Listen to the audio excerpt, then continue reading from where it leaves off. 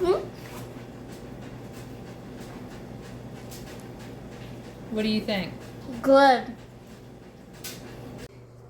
First, we're going to get all of our ingredients ready.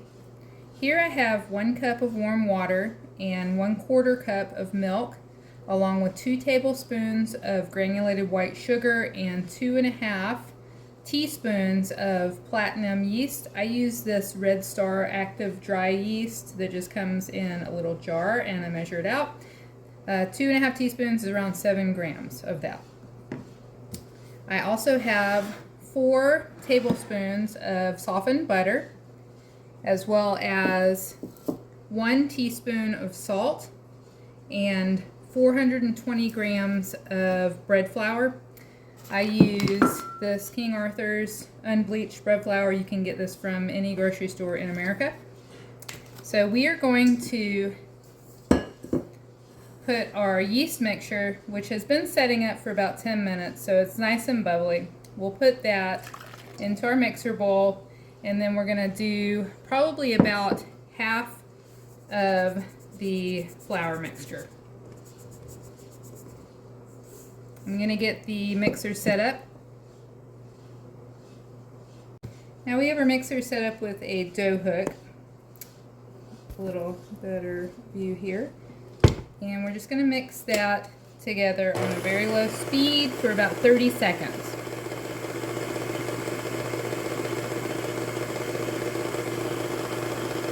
That's more or less incorporated, so we're going to add the rest of our flour mixture into the bowl, as well as the butter mixture.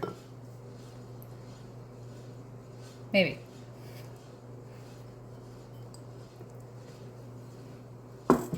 We're going to mix this on slow to start with, and then about medium for about 2 minutes. So that's been mixing for about 2 minutes. The consistency of it is where it sort of has pulled away from the sides of the bowl. Now is the kneading process for a little bit longer. We're going to knead this in the bowl on a low to medium speed for about 5 minutes. Our dough has been kneading for about 5 minutes. You want it to have pulled away from the sides completely. What you're looking for is when you press it, it will spring back slowly. I highly recommend that you get a KitchenAid for things like this and all kinds of kitchen-related baking. I have had this particular one for more than 15 years, so they really are worth an investment. Alternatively, if you're making bread, you can knead this by hand. Obviously, it's going to take a lot more muscle, and it just takes a little bit longer. We're going to have our first rise now. What we will do is take this dough out of our mixer bowl, and then I'm just going to use a little bit of nonstick spray. We very lightly spray the inside of the bowl, put the dough back in, turn it a couple of times to make sure it is on all sides. And then we're going to cover this and let it rise just on the countertop for about 2 hours, and then we'll check back in. So it has been about 2 hours, and our dough has risen about twice as much as how big it was when we first started. So we are going to turn it out onto a lightly floured surface and roll it to a 8 by 15 inch rectangle. Watching the camera.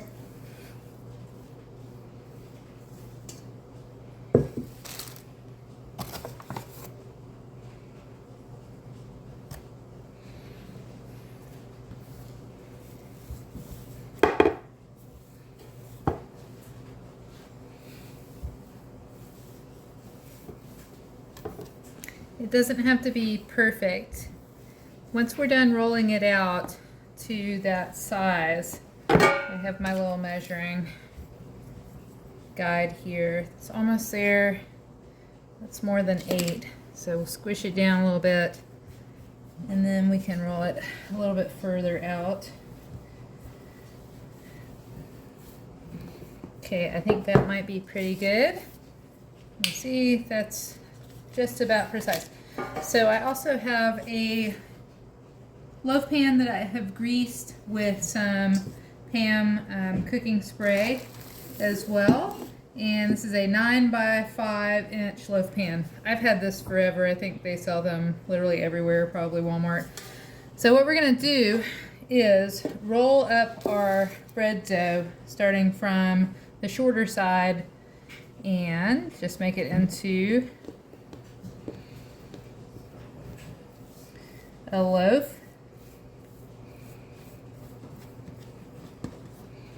About like that. I need to squish it down and fit in a little bit. So let's put our pan here. And then we're just gonna fit it in with the inside down. And we're gonna cover this again and let it rise for about an hour this time. Here is our dough after our second rise. It's been rising for about an hour. So now we're gonna put it in the oven at 350 degrees for about 30 to 35 minutes until it is golden brown, and we'll take a look at it. Here is the finished loaf. I just pulled it out of the oven. It ended up taking about 40 minutes, I think. The second rise for the loaf probably could have been a little bit longer. It's just kind of cold in the house right now. So we're gonna slice it up and see how it looks on the inside. Look how gorgeous this is. I had kind of a bread fail yesterday, so I'm so thankful this turned out well.